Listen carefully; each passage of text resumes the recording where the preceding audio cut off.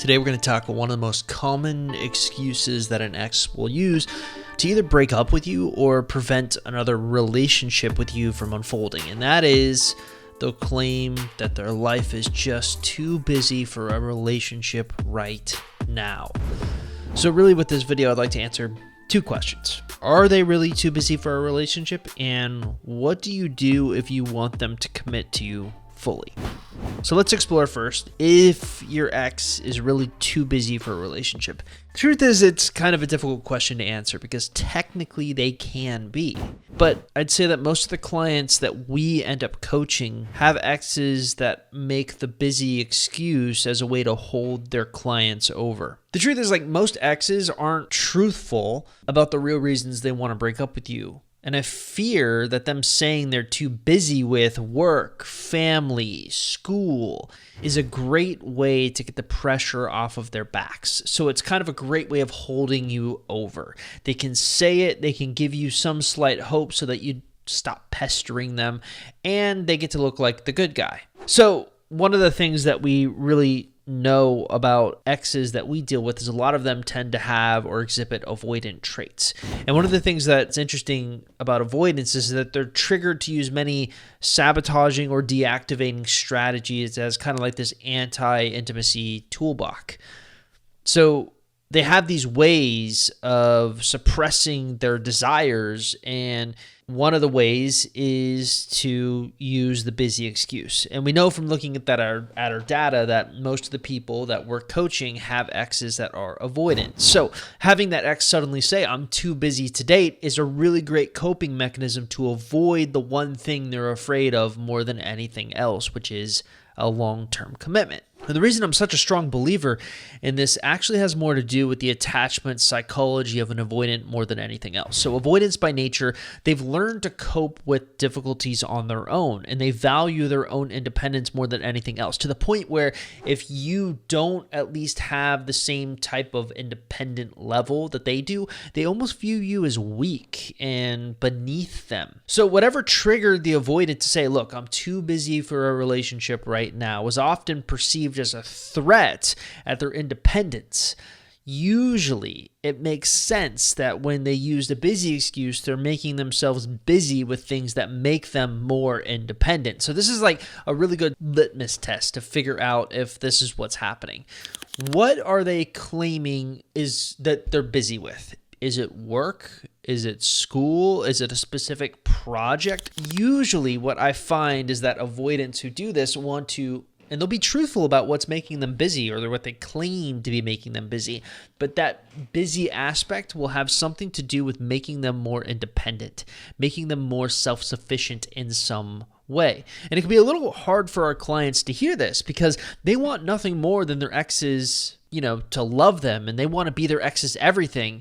And it can seem like when their ex is doing this to them, they're their ex's nothing. But it's important to understand that there are 5 major stages that avoidance will go through after a breakup. All right, so I recently filmed a video with our very own coach Tyler where we discussed avoidance in depth and sort of this weird pogo stick approach that they have to dating.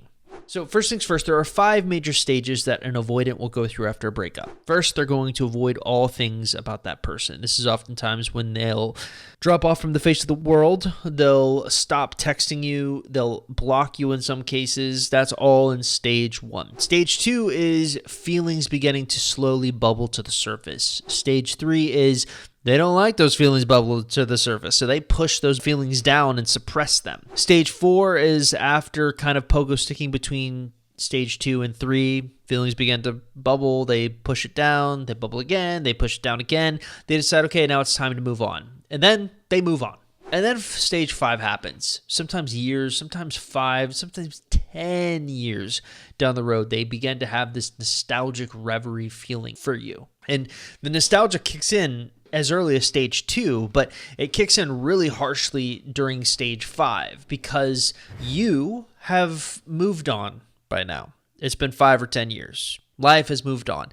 You are the perfect scenario for them. You are a non-threatening, non-committal relationship that they can daydream about and want to revisit. Now, I want you to notice how there's a lot of hot and cold mixed in with sort of this hint of suppression when you're looking at these pogo stick stages.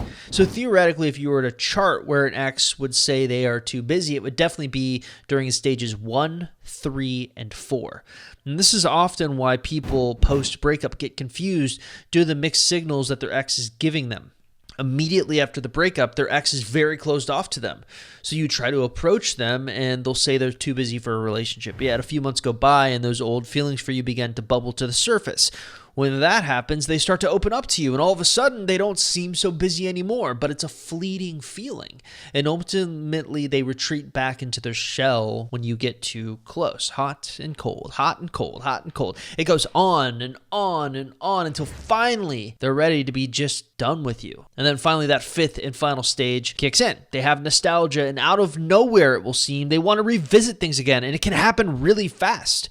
One of the things that Coach Tyler talked about in the interview we did is how sometimes his exes that you haven't talked to in years will just reach out to you and immediately want to grab dinner and immediately basically vomit their feelings out in a text message to you, how you're the one that got away. And this is that nostalgia stage coming. Real quick, I want to say that if you're new to this YouTube channel or you're trying to figure out what you should be doing to get your ex back and you're trying to learn if you even have a chance in your specific circumstance, probably the smartest thing for you to do is actually stop by our website, www.exboyfriendrecovery.com, or take our Ex Recovery Chances quiz that can be found at exboyfriendrecovery.com.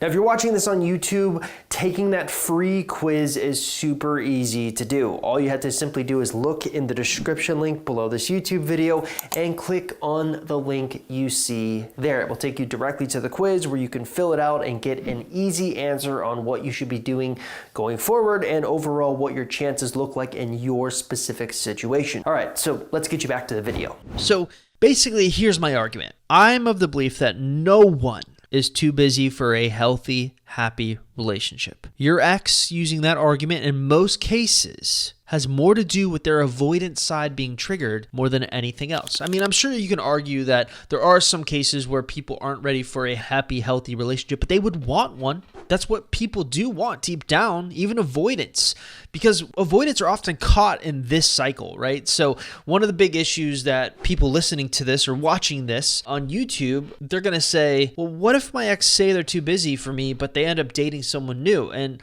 unfortunately, this happens, but what's interesting is they're caught in this specific cycle where they want someone to love them. They find someone so they think their troubles are over. Then they notice some worrying things. They use that to sabotage the relationship. They leave the relationship. They're really happy that they left. They want to enjoy single life. Then they start to feel kind of lonely. Then they're wondering, why is this always happening to me? And again and again and again and around and around and around they go. And the funny thing is, this constant revolution where they repeat the same mistakes over again and again, they don't really learn anything. And for the record, that's the same mistakes with exes and new people. But I don't want to get too far off the beaten path here. So the ultimate question you're wondering now is, okay, we've argued that probably why your ex is saying they're too busy is their avoidance side gets triggered. So they're using that as an excuse so that they don't have to deal with constant pestering and anxious behaviors from you. So what do you do to get an ex like that to commit to you after they deny you and tell you they're too busy? I could sit here and tell you to do what I almost tell everyone to do, which is like, hey, engage in secure attachment gravity. Learn that concept. Breathe that concept. But that's not really what you want to hear. You want me to go deeper and talk about something that I've seen actually work that's actionable. So do yourself a favor and go to our website and look at our commitment graphic. Our commitment graphic is basically where we have the circle of 6 tenets revolving around commitment. And those 6 tenets are satisfaction, alternatives, investment, fear of loss, scarcity, and urgency. Technically speaking, those 6 tenets apply to all exes, to all people, to all relationships on why we make commitment decisions. We want to make sure that we're having a satisfying time with the person. We want to make sure that this is the best person for us and there's no better alternatives out there. We want to make sure that we're investing a lot of time, energy, and even monetary means. We want to make sure that if we leave this person out on the market, they're not going to get snatched up. Fear of loss.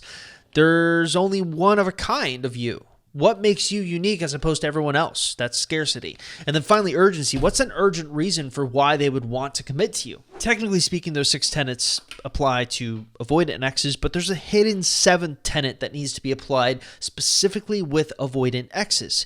And often when my clients come to me and ask, hey, what am I doing wrong with my ex? I'll tell them that they aren't giving their ex enough space. After all, when they pull back, what are you supposed to do? Well, you need to pull back as well. And it seems like such a foreign concept to many people because generally speaking in life, when you stop creating progress, negative things happen. When you stop pushing, when you stop improving, nothing happens. So why would giving your ex space work?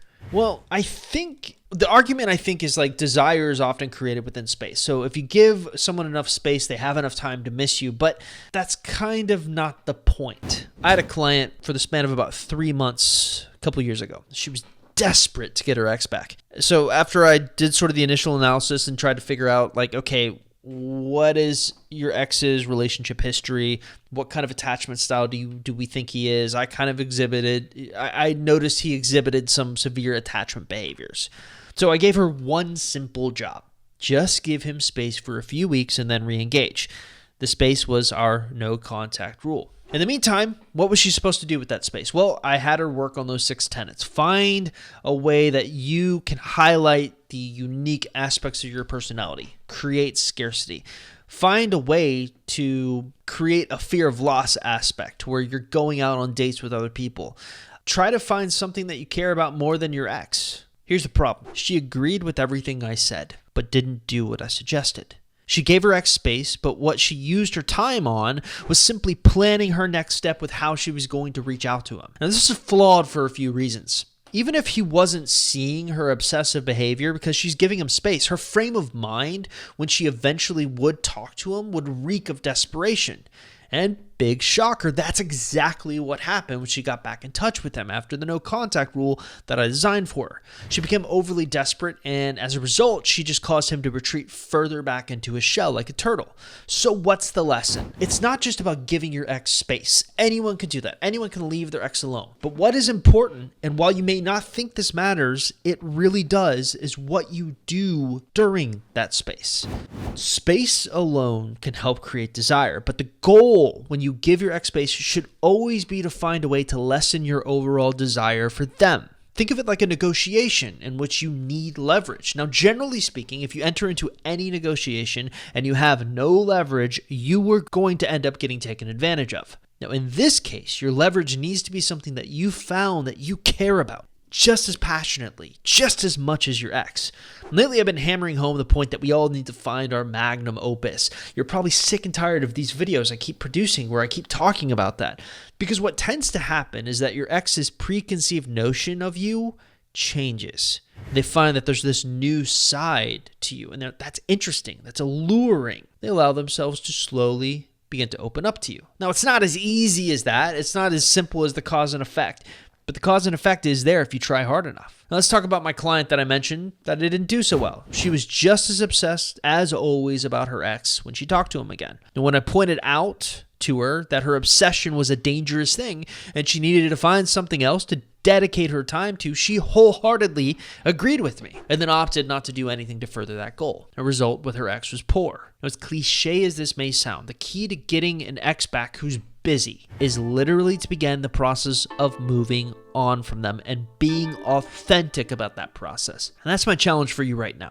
Are you willing, honestly, to go to that level and be serious about it? If you aren't, you're probably not going to have a great result. It's the mentality that matters. That confidence that no matter what, you're going to be okay.